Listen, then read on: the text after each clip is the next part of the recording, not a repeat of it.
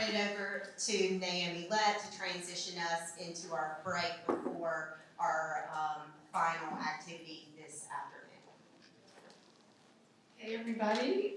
Okay, so first we have two videos. So pre-break, we want to show you two videos that are more about the reason why we're doing this.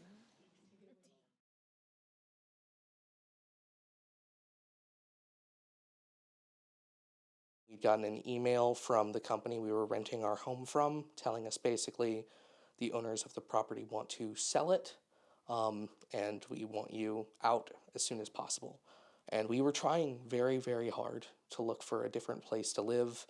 At the time, our rent was $850 for a 3-bedroom, 1-bathroom.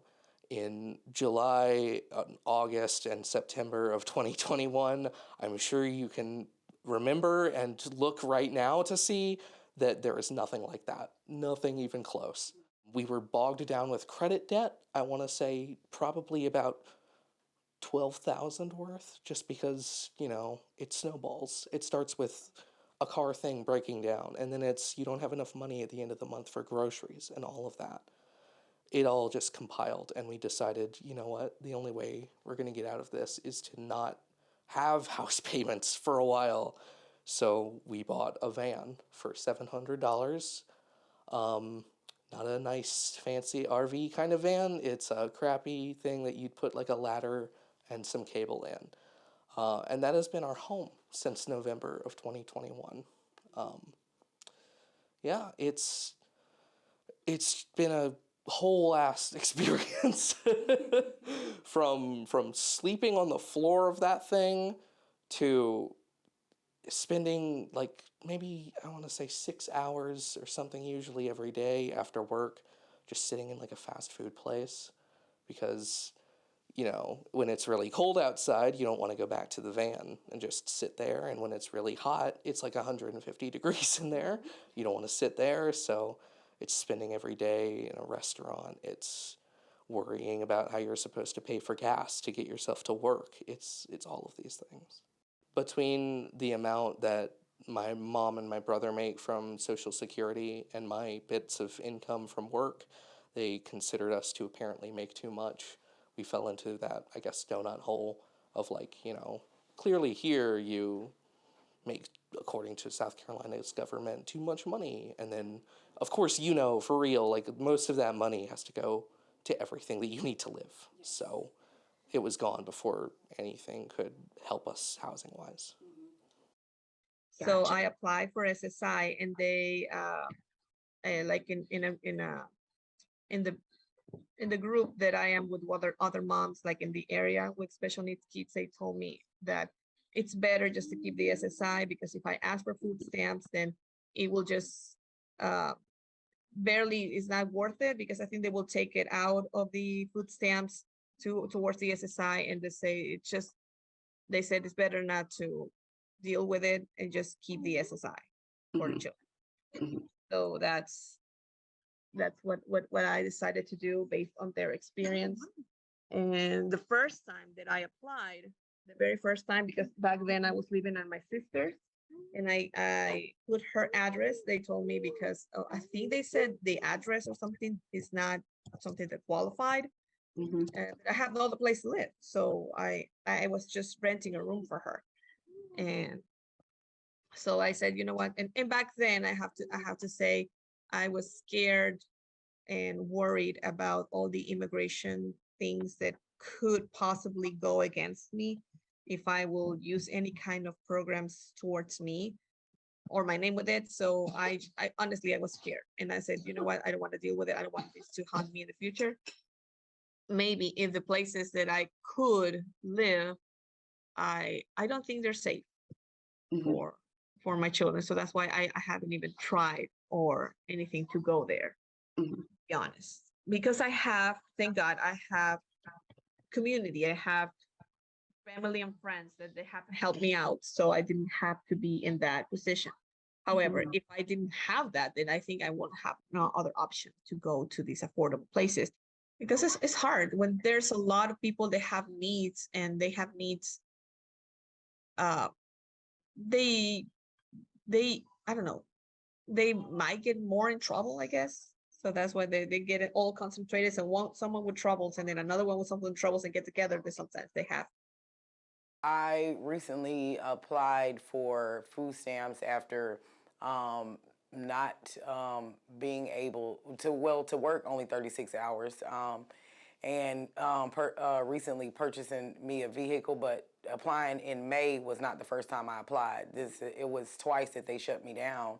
Um, when I applied in May, I actually took it all the way to the appeal, just for them to also tell me that it's pointless, because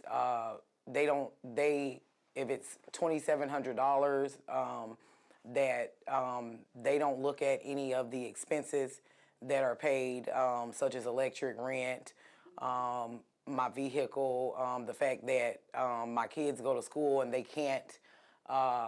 They pay for lunch, so and by not even getting the SNAP benefits, they actually aren't able to eat now. This year, the policies even changed at school to where if they don't pay, that they're not, you know, they are not able to eat. From what my kids told me, they're not looking at my pay being deducted. This is the gross pay. So it wasn't like, okay, the taxes, I mean, Medicaid, Medicare, Social Security that they take out, they said they go off gross pay. It doesn't matter what I bring home. They just weren't going any further as to looking into any expenses once they seen my gross pay. And I pretty much just threw up my hands, because if I went all the way to the top, as far as the conversation went with the lady at the appeal office, if I pushed it that far and she was still telling me that nothing's gonna change, then I hung up the phone, pretty much in defeat. I mean, what else can I do?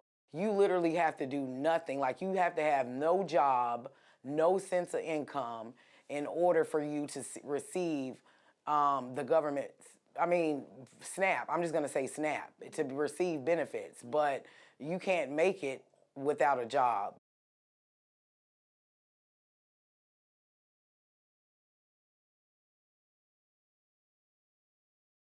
Talking about the Hispanic community, they don't know English so well, or they're scared to ask.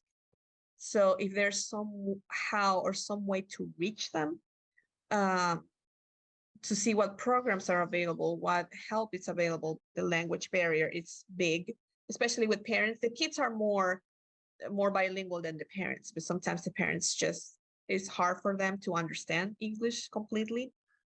So maybe put information in Spanish also, and because the help is, I don't know, help is out there. It's just sometimes it's hard to reach or hard to find. I mean, it's there. They can say, okay, the help is there. It's just you don't get it. Like, yeah, but you have to dig and dig and dig in websites to find it, or it's a lot of paperwork. And again, sometimes the fear, like I said, that I had once, immigration wise, like, oh, this is gonna affect me in my immigration issues, or I don't know, the fear and the lack of knowledge. It's what it's not out there. So I would say if you can reach out to people through TV, to radio, to printed information, to go to their houses, to mail, so that way they can get this information on their hands in English and Spanish. Talking about the Hispanic community, it will be a lot of help. I think that as people with, such authority, such as DSS, that they should tap more into who they're giving these benefits to. But I mean, it's not fair to the hardworking parents who are trying to do something, go to work and provide for their children, for them to be shot down. If they would just please understand that my two girls are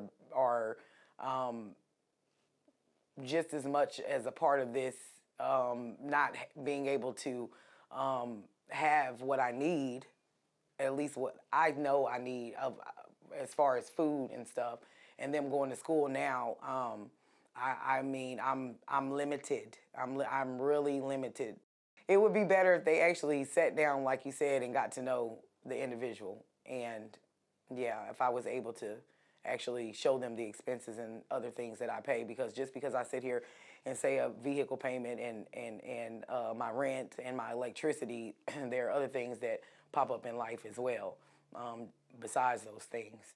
I definitely think there needs to be more outreach for homeless people who maybe have a job, or they have a little bit of something for themselves, because right now, with the way that shelters are set up and all of this different stuff is positioned for assistance, they're very keen on helping people who maybe have just nothing, flat out nothing at all to help themselves but the clothes on their back. But that's not how everybody is necessarily. Like, some people have jobs, some people have little bits of income from certain things to help them out. And especially with like the shelters, like there are times that they require you to be back before the end of the day.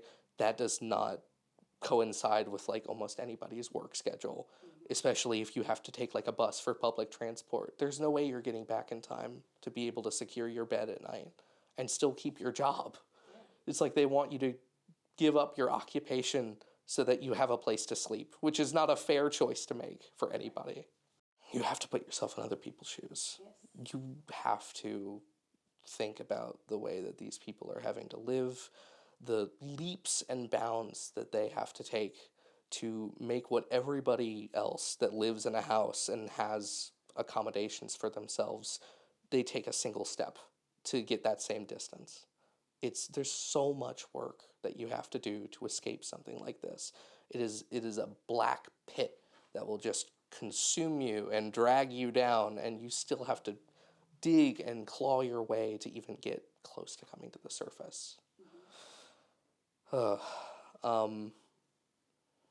Yeah, no, sympathy is a good place to start for all of that.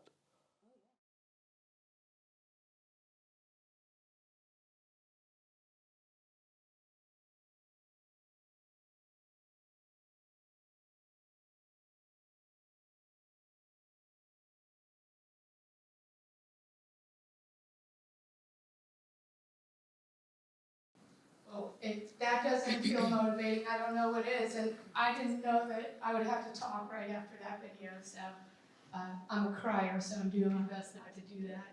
I just want to thank everyone for being here. We're going to transition to the last part of the day, which is a workshop for the core members.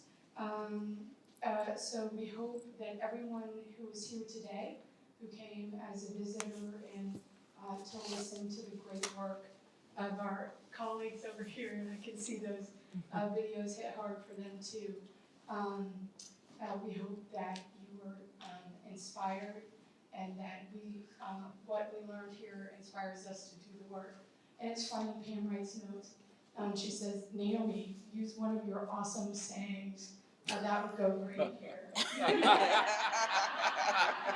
and the way that, so I have had some amazing people in my life, and they have told me some really thoughtful things. And so I have all these quotes that I use. And one of them is, don't let the perfect be the enemy of the good. That's right. So I think that's, I didn't Yep. say it right.